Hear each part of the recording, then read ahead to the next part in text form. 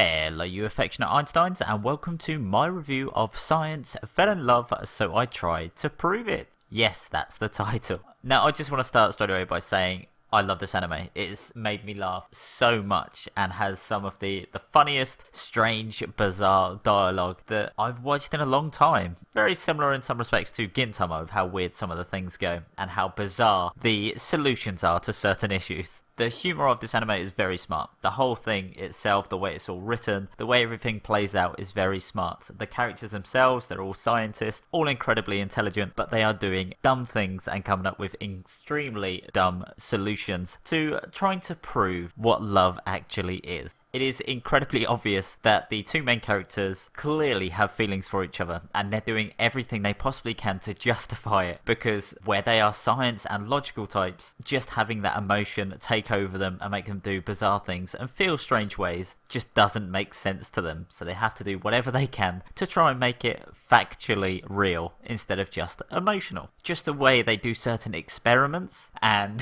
the conclusions they come to is just so much fun to watch, especially when it's like getting close to someone or just holding them, just the fact that their heart rates skyrocket and stuff, yet when they do it with other people it's like completely flat, but they're like, oh, there must be a variant for it or some other solution as to why it's so low or why it peaks so much, and how over the top they go with these experiments. It's just incredibly fun to watch. And all the characters themselves are fun and lovable. Like, there's no bad characters in this anime. Even the villains, which slowly pop up, they're just really funny. That's it. They're just the way they do things. It's just incredibly enjoyable to watch. You can't help put a smile on your face. That's it. You're just always smiling when you're watching this, no matter what episode it is. Obviously, there's sad moments, but even in those sad moments, there's still funny things happening, or it's just so obvious why it's sad. But they're like, oh no, maybe I'll never meet such and such again. But it's so clear who that person is that you just can't help but smile and laugh at it.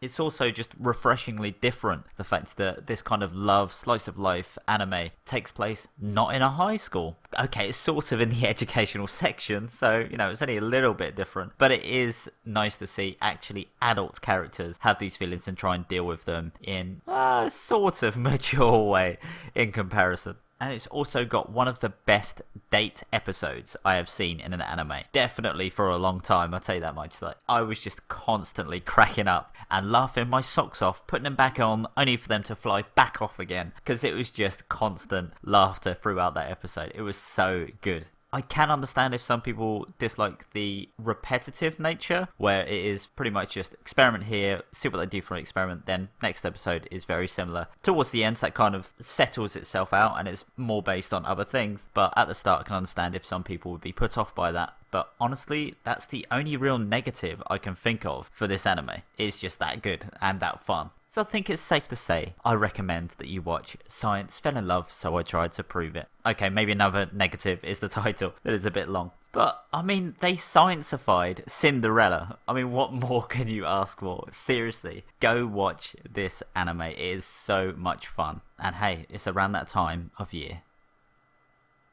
Oh, and don't forget, idols don't poop.